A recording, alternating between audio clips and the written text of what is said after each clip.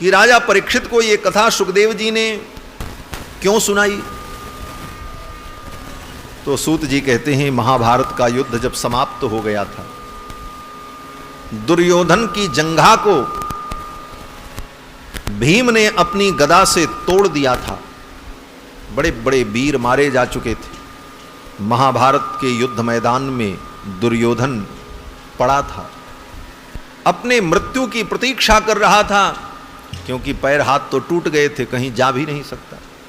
चारों तरफ लाशें पड़ी थीं, गिद्ध, कौवे, श्रृगाल उन लाशों को नोच नोच करके खा रहे थे। सब जगह टूटे हुए रथ के अंग पड़े थे, तलवार, धनुष, गदा, टूटे हुए अस्त्र शस्त्र बिखरे थे। उस युद्ध के मैदान में दुर्योधन पड़ा पड़ा कराह रहा था।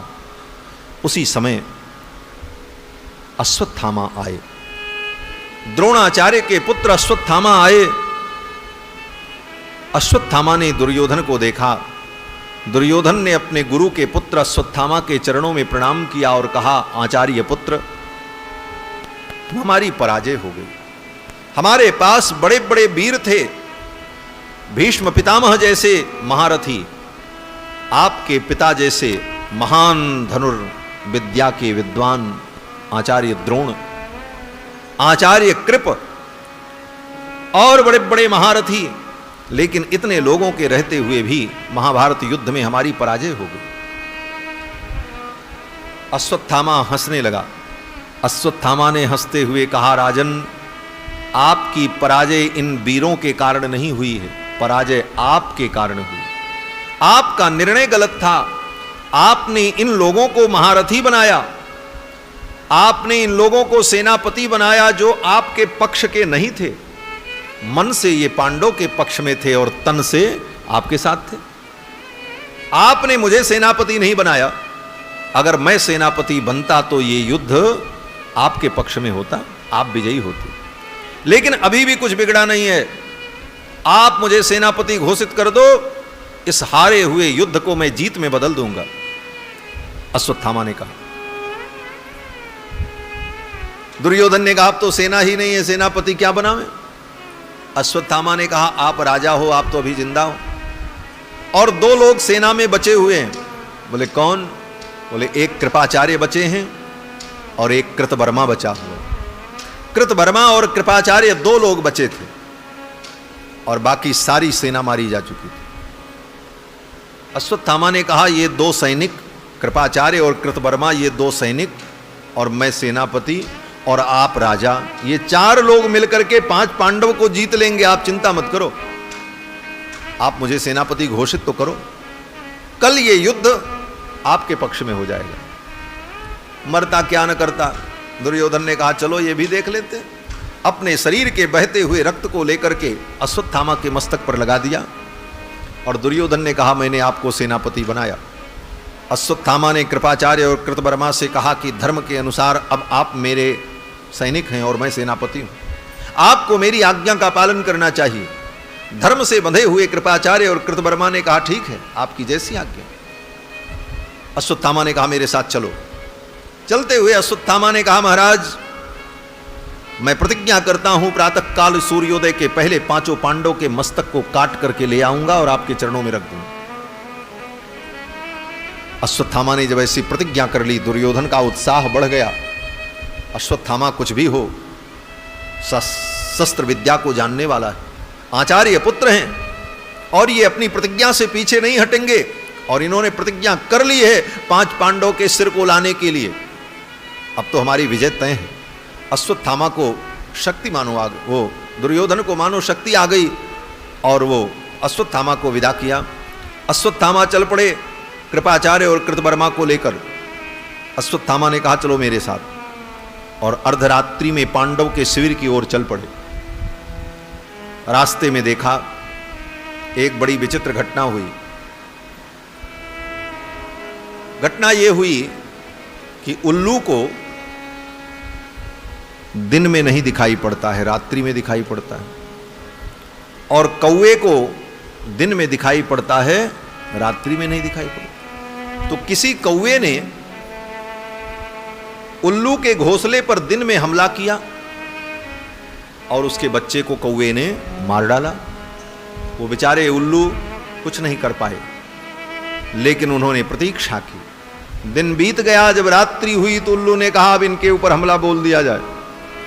वे सब उल्लू कौवे के घोंसले पर टूट पड़े और उसके संपूर्ण परिवार को नष्ट कर दिया।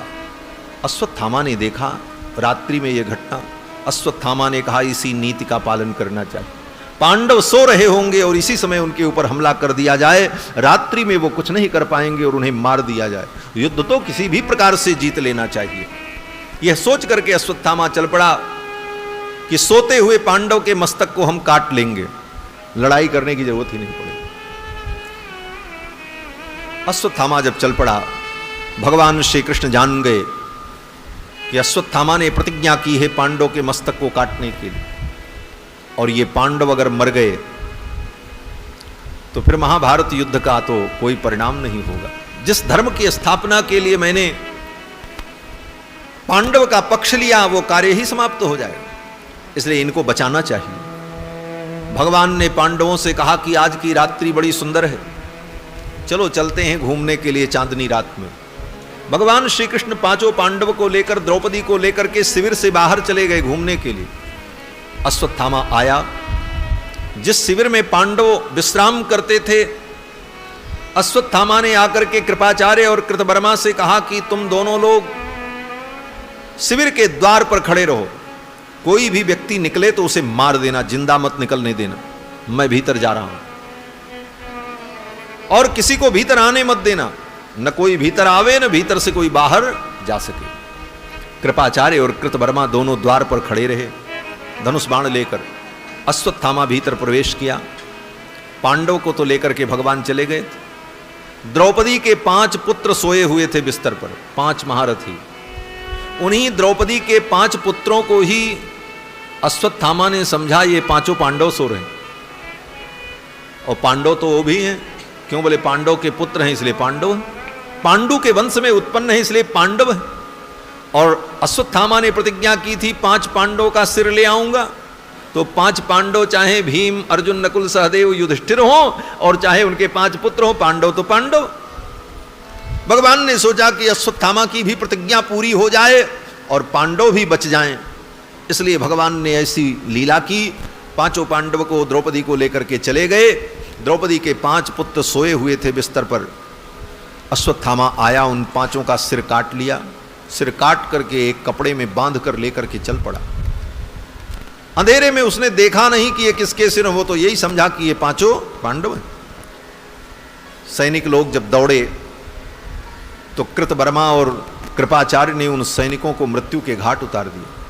शिविर में आग लगा दी, पूरा शिविर धू धू करके जलने लगा, और ऐसा महातांडव मचा करके कृतवर्मा और कृपाचार्य और अश्वत्थामा 5 सिर लेकर के गए, दुर्योधन के सामने रख दिया। दुर्योधन ने देखा, दुर्योधन पहचान गया। दुर्योधन ने कहा हा हंत, ये तुमने क्या किया? ये तो द्रौपदी के पुत्र हैं, इनको तुमने मार डाला। यही हमारे वंश में आगे चल करके श्राद्ध करते, पिंडदान करते, इन बच्चों को तुमने मार दिया। दुर्योधन को अच्छा नहीं लगा। दुर्योधन ने अश्वत्थामा को बहुत खरी खोटी सुनाई, लेकिन अब तो जो होना था सो हो गया। इधर भगवान जब द्रौपदी को, पांडव को लेकर के शिविर में आए तो द्रौपदी ने देखा उसके 5 पुत्रों के धड़ पड़े हैं, सिर गायब। सोचो, भगवान साथ में जिसके हों और उसके 5 बेटे मारे जाएं, सिर गायब और धड़ पड़ा हो। द्रौपदी रो पड़ी। भगवान गोविंद कृष्ण ने उन्हें संभाला, लेकिन इसके बाद भी द्रौपदी ने भगवान के चरणों की भक्ति को नहीं त्यागा। सोचो, आज छोटी सी बात पर हम भगवान को कोसते हैं, भगवान ने क्या किया, भगवान ने मेरे लिए क्या किया। अगर आज हमारे आपके सामने ये परिस्थिति हो कि भगवान साथ में हो और 5 बेटे मारे जाएं और भगवान बगल में खड़े रहें, तो व्यक्ति बेटों को तो पहले दिन नहीं देखेगा, पहले कहेगा तुम भगवान किस काम के हो जी, तुम भगवान नहीं हो, भाग जाओ, तुम्हारे रहते मेरी ये दशा। भक्त तो यही कहेगा। लेकिन द्रौपदी तो इतनी महान भक्त हैं कि उन्होंने भगवान को कुछ नहीं कहा। भगवान की इच्छा सर्वोपरि है, परमात्मा जो चाहता है वही होता है। इसलिए द्रौपदी ने भगवान को कोई उलाहना नहीं दिया, भगवान की कोई शिकायत नहीं की। अर्जुन ने कहा जिस दुष्ट ने ये जघन्य हत्या की है मैं उसे जीवित पकड़ करके ले आऊंगा, और हे द्रौपदी तू जो कहेगी वो दंड उसे दिया जाएगा। अर्जुन चल पड़े, साथ में भगवान कृष्ण गए, अश्वत्थामा को पकड़ लिया। बड़ी लंबी कथा है। युद्ध हुआ, युद्ध में अश्वत्थामा को पराजित करके पकड़ करके रस्सी से बांध करके रथ के पिछले हिस्से में रखकर अर्जुन लेकर के आए और बंधे हुए अश्वत्थामा को द्रौपदी के सामने डाल दिया। और अर्जुन ने कहा यही वो दुष्ट है जिसने तुम्हारे 5 पुत्रों को मारा है। गुरु के पुत्र द्रोणाचार्य के पुत्र अश्वत्थामा को देख करके द्रौपदी चुप हो गई, उनका रोना बंद हो गया।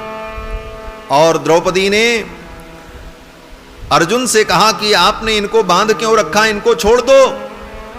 मुच्यता में ब्राह्मणो नितराम गुरु। द्रौपदी ने कहा इन्हें छोड़ दो, ये गुरु के पुत्र हैं, आचार्य के पुत्र हैं, ब्राह्मण हैं, ये तो पूजनीय हैं, इनको आपने बांध क्यों रखा है। और द्रौपदी ने अर्जुन से कहा हे आर्यपुत्र, इनको बांधते समय आपको लज्जा नहीं आई। अर्जुन ने कहा क्यों। द्रौपदी ने कहा सयेष भगवान द्रोण प्रजारूपेण वर्तते, अस्त्रग्रामश्च भवता शिक्षितो यदनुग्रहात्। जिन भगवान द्रोणाचार्य के द्वारा आपने अस्त्र शस्त्र विद्या को प्राप्त किया, अस्त्रग्रामश्च भवता शिक्षितो यदनुग्रहात्, अनेक विद्याओं को जिनके अनुग्रह से आपने प्राप्त किया, वे द्रोणाचार्य जो गुरुदेव हैं उनके ये पुत्र हैं, और पुत्र में और पिता में कोई अंतर नहीं होता। सयेष भगवान द्रोण प्रजारूपेण वर्तते, भगवान द्रोणाचार्य ही पुत्र के रूप में अश्वत्थामा के रूप में सामने खड़े हैं। गुरु में और गुरु के पुत्र में भेद नहीं मानना चाहिए। आप इन्हें छोड़ दो, ये तो सम्माननीय हैं, पूजनीय हैं। द्रौपदी की इस धर्म निष्ठा को देखकर भगवान बड़े प्रसन्न हुए। अश्वत्थामा ने अपना धर्म छोड़ दिया। गुरु का धर्म है शिष्य पर कृपा करना। अश्वत्थामा ने अपने धर्म को छोड़ दिया, लेकिन द्रौपदी ने अपने धर्म को नहीं छोड़ा। नहीं तो दूसरी स्त्री होती तो कहती मार दो इस पापी को, इसने मेरे पुत्रों को मारा। लेकिन द्रौपदी ने अपने धर्म की निष्ठा को नहीं त्यागा। द्रौपदी की इस धर्म निष्ठा को देख करके भगवान बड़े प्रसन्न हुए। बल्कि भीम नाराज हो गए। भीम ने कहा अर्जुन मत छोड़ना, इसे मार दो। भीम मारने के लिए दौड़े, इसे मैं मार दूंगा। द्रौपदी दौड़ पड़ी, आकर के भीम के सामने खड़ी हो गई, गर्जना करती हुई सिंघनी के समान। इसे नहीं मार सकते। भीम कहते मैं मार दूंगा, द्रौपदी कहती मैं बचाऊंगी, मारने नहीं दूंगी। भगवान ने देखा ये कहीं दोनों आपस में न लड़ जाएं। निशम्य भीम गदितम द्रौपद्याश्च चतुर्भुजः। निशम्य भीम गदितम, भीम के वचन को सुनकर द्रौपद्याश्च चतुर्भुजः, द्रौपदी के वचन को सुनकर भगवान चतुर्भुज कृष्ण प्रकट हो गए। और भगवान श्री कृष्ण ने भीम को रोका, द्रौपदी को रोका और अर्जुन से कहा अर्जुन ऐसा करो कि तुम्हारी भी प्रतिज्ञा पूर्ण हो जाए और द्रौपदी की बात भी रह जाए। फिर तो भगवान के मन के भाव को अर्जुन ने समझा और अर्जुन ने अश्वत्थामा को मुक्त कर दिया, उसकी मणि को निकाल लिया, मस्तक की मणि को निकाल करके अश्वत्थामा को छोड़ दिया। अश्वत्थामा चला गया। फिर तो भगवान द्वारिका जाने लगे। उसी समय अश्वत्थामा ने ब्रह्मास्त्र चला दिया अभिमन्यु की पत्नी उत्तरा के गर्भ पर। उत्तरा के गर्भ में जो बालक था उस बालक को मार देने के लिए अश्वत्थामा ने ब्रह्मास्त्र चला दिया। उत्तरा के गर्भ में भयंकर पीड़ा हुई। उत्तरा ने भगवान के चरणों में प्रणाम किया। उत्तरा ने कहा मेरे गर्भ को बचा लो। फिर तो भगवान ने अंगुष्ठ मात्र रूप धारण करके उत्तरा के गर्भ में जाकर उस गर्भस्थ बालक को, गर्भ के बालक को पुनः जीवित कर दिया, वही बालक महाराज परीक्षित हैं, उत्तरा के पुत्र हैं, अर्जुन के पुत्र अभिमन्यु और अभिमन्यु के पुत्र परीक्षित। अभिमन्यु तो महाभारत युद्ध में मारे गए, उनकी पत्नी उत्तरा जो थी वो गर्भवती थी, इसलिए वो सती नहीं हुई क्योंकि गर्भ में बालक था। उस बालक को भी अश्वत्थामा मार देना चाहता था जिससे पांडव का वंश ही खत्म हो जाए। 5 बालक तो ऐसे ही मर गए, अभिमन्यु पहले ही मारे गए, अब ये जो गर्भ में बचा ये भी मर जाए। जब उस गर्भ के ऊपर भी अश्वत्थामा ने ब्रह्मास्त्र चला दिया तो भगवान ने जाकर के गर्भ में उस बालक को पुनः जीवित किया और फिर भगवान द्वारिकापुरी पधारे। इधर पांडवों का साम्राज्य स्थापित हुआ। जाते जाते भगवान ने भीष्म पितामह के ऊपर कृपा की। सूत जी कहते हैं, हे मुनियों, भगवान जब महाभारत युद्ध के बाद द्वारिकापुरी जाने लगे तो भगवान ने विचार किया कि युद्ध के मैदान में बाण की शैया पर भीष्म पितामह पड़े, उनका भी प्रयाण हो जाए तब मैं यहां से प्रस्थान करूं। और भगवान युद्ध के मैदान में पहुंचे। भीष्म पितामह बाण की शैया पर पड़े थे। भीष्म पितामह ने भगवान की बड़ी सुंदर स्तुति की और भीष्म पितामह ने कहा, हे भगवान, अब आप कुछ देर रुको। कब तक? बोले, जब तक मैं अपने प्राणों का त्याग न कर दूं। आपका दर्शन करते हुए मैं अपने प्राणों का त्याग करूं। भीष्म पितामह ने अर्जुन को भी समझाया, अर्जुन भी साथ में थे। भीष्म पितामह ने कहा कि यम मन्यसे मातुलेयम प्रियम मित्रम सुहृत्तमम अकरो सचिवम दूतम सौहृदादथ सारथिम। हे अर्जुन, यम मन्यसे मातुलेयम, जिसको तुम अपना ममेरा भाई मानते हो, कृष्ण भगवान अर्जुन के भाई हैं। यम मन्यसे मातुलेयम, मामा के पुत्र हैं, ममेरे फुफेरे भाई हैं अर्जुन और कृष्ण। भीष्म पितामह कहते हैं, जिनको तुम अपने मामा का बेटा समझते हो, ये तुम्हारे मामा के बेटा तो हैं, लेकिन ये कौन है? बोले, सर्वात्मन समदृशो, ये सर्वात्मा है, ये सबकी आत्मा है। समदृशो, ये समदर्शी हैं। ये समदर्शी कहने का भाव, भीष्म पितामह कहते हैं ये समदर्शी हैं। अर्जुन, इस भ्रम में मत रहना कि ये तुम्हारे पक्षपाती हैं, ये समदर्शी हैं, इनकी सब पर समान दृष्टि है। अगर ये समदर्शी न होते तो आज मेरे मृत्यु को मंगलमय बनाने के लिए यहां क्यों आते? ये मेरी मृत्यु को मंगलमय बनाने के लिए मेरे यहां आए हैं। जितनी कृपा तुम्हारे ऊपर इनकी है उतनी ही कृपा मेरे ऊपर की। ये समदर्शी है, जबकि तुमने इनकी सेवा की है और मैंने इनके ऊपर बाण चलाए, मैंने युद्ध के मैदान पर इनके ऊपर कितने अस्त्र शस्त्र चलाए, फिर भी ये समदर्शी है। सर्वात्मन समदृशो, और ये समदर्शी गोविंद कृष्ण मेरी मृत्यु को मंगलमय बनाने के लिए आए हैं। ऐसा कहते हुए भीष्म पितामह ने भगवान से कहा कि सदैव देवो भगवान प्रतीक्षताम कलेवरम यावदिदम हिनोम्यहम। हे भगवान, जब तक मैं अपने इस शरीर को छोड़ूं तब तक आप मेरी प्रतीक्षा करो, यहीं खड़े रहो मेरे सामने। भगवान खड़े रहे और युधिष्ठिर ने भगवान की बड़ी सुंदर स्तुति की।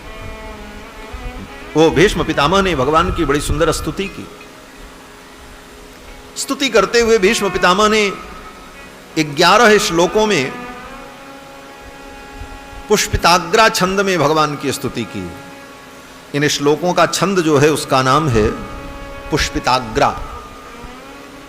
और पुष्पिताग्रा छंद में ही स्तुति करने का तात्पर्य है कि इन श्लोकों के द्वारा भीष्म पितामह भगवान के चरणों में अपनी पुष्पांजलि अर्पित कर रहे हैं, पुष्पिताग्रा छंद में।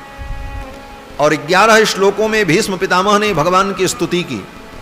भीष्म पितामह कहते हैं कि हे गोविंद, तदोपसंहृत्य गिरः सहस्रणीर्विमुक्त संगमन आदि पुरुषे कृष्णे लसत्पीतपटे चतुर्भुजे पुरस्थिते मीलित व्यधारयत्।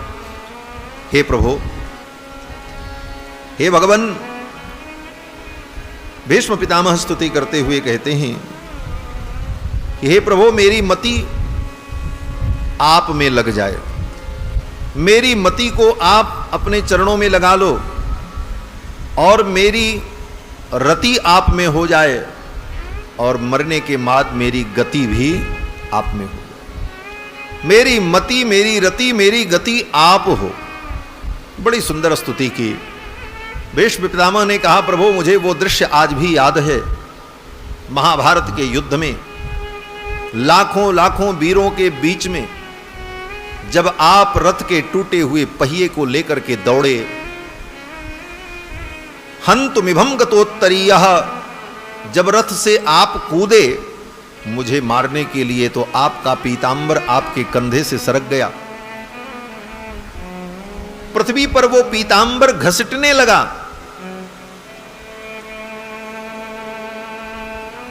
हरिरिव हंतुमिभं गतोत्तरीयः, आपका उत्तरीय पृथ्वी पर जब घसटने लगा फिर भी आप रुके नहीं और मुझे मारने के लिए दौड़ रहे थे।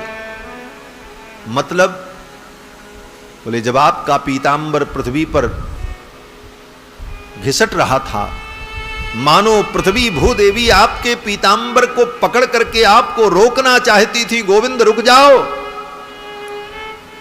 क्यों? बोले, आपने प्रतिज्ञा की है महाभारत युद्ध में हम शस्त्र नहीं उठाएंगे, और अगर आप अपनी प्रतिज्ञा छोड़ दोगे, परमात्मा अपनी प्रतिज्ञा से विचलित हो जाए, तो कौन व्यक्ति अपनी प्रतिज्ञा को धारण करेगा? पृथ्वी ने कहा कि सत्यवादी सत्य प्रतिज्ञ के द्वारा ही मैं धारण की जाती हूं। इस पृथ्वी को धारण करने वाले कौन लोग हैं? बोले, 7 लोग हैं। 7 लोगों के द्वारा सप्तभिर धार्यते मही, 7 लोग इस पृथ्वी को धारण करते हैं। गोभिर विप्रैश्च वेदैश्च सतीभिः सत्यवादिभिः अलुब्धैर्दानशीलैश्च सप्तभिर्धार्यते मही। 7 लोगों के द्वारा ये पृथ्वी धारण की जाती। धर्मात्मा, सत्यनिष्ठ, दानी, ऐसे पुरुषों के द्वारा ये पृथ्वी टिकी। पृथ्वी ने कहा कि आप जैसा व्यक्ति भी अगर सत्य को और प्रतिज्ञा को छोड़ देगा तो ये तो पृथ्वी चली जाएगी रसातल में। इसलिए हे गोविंद, अपनी प्रतिज्ञा को बचा लो। मानो भूदेवी भगवान के पीतांबर को पकड़ करके रोकना चाहती थी, लेकिन भगवान तो भक्तवत्सल स्वनिगममपहाय, अपनी प्रतिज्ञा को छोड़कर मत प्रतिज्ञामृतमधिकर्तुम, मेरी प्रतिज्ञा को सत्य करने के लिए। भीष्म पितामह का भाव बड़ा अद्भुत है। भगवान इसलिए शस्त्र लेकर के नहीं दौड़े कि अगर हम भीम को नहीं रोकेंगे तो महाभारत युद्ध में पांडवों की पराजय हो जाए। भीम को रोकने के लिए भगवान के पास और भी अनेक उपाय थे। भगवान चाहते तो उसी समय सूर्यास्त हो जाता, युद्ध बंद हो जाता, काम ही ठप्प हो जाता, कुछ भी कर सकते थे। भगवान अर्जुन को लेकर के वहां से हट जाते, अथवा और भी अनेक उपाय हो सकते थे। भगवान चाहते तो अर्जुन के बाणों से भीष्म पितामह की नहीं, अपितु भगवान के संकल्प से भीष्म पितामह की पराजय हो जाती। लेकिन अन्य कोई उपाय न करके भगवान स्वयं रथ के पहिए को लेकर के दौड़ पड़े।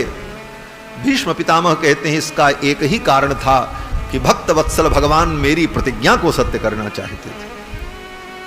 इसीलिए भीष्म पितामह कहते हैं कि स्वनिगमम अपहाय मत प्रतिज्ञामृतमधिकर्तुम, मेरी प्रतिज्ञा को सत्य करने के लिए रथस्थो अवप्लुतो रथस्थः, अपने रथ से भगवान कूद पड़े और धृत रथ चरणों, रथ का जो चरण है, रथ का पैर क्या है? बोले पहिया। धृत रथ चरणों, रथ के पहिए को लेकर के हमारी ओर दौड़ पड़े। उस समय हे प्रभु आपका वो स्वरूप आज भी मुझे याद है। सभवतु में भगवान गतिर्मुकुंदः, हे भगवान आपके चरणों में मेरी गति हो।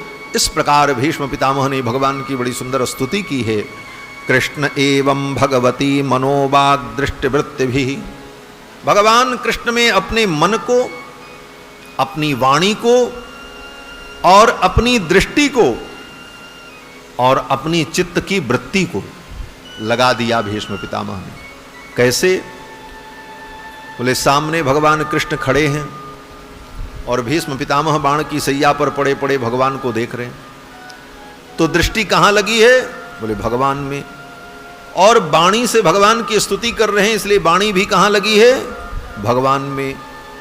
और बिना मन के स्तुति नहीं होगी, इसलिए मन भी कहां लगा है? भगवान में। और वृत्ति माने क्रिया व्यवहार, वह भी भगवान के लिए ही हो रहा है, पड़े पड़े भगवान की ही स्तुति कर रहे हैं। तो मन वाग दृष्टि समस्त वृत्तियां भगवान में लग गईं। मनोवाग दृष्टि वृत्ति भी आत्मन्यात्मानमावेश्य सोंत श्वास उपारमत, उन परमात्मा में अपनी आत्मा को, अपने मन को, अपनी बुद्धि को, अपने चित्त को निवेशित कर दिया। और भगवान की स्तुति करते करते भीष्म पितामह ने सोंत श्वास उपारमत, अंतिम सांस भीष्म पितामह ने ली।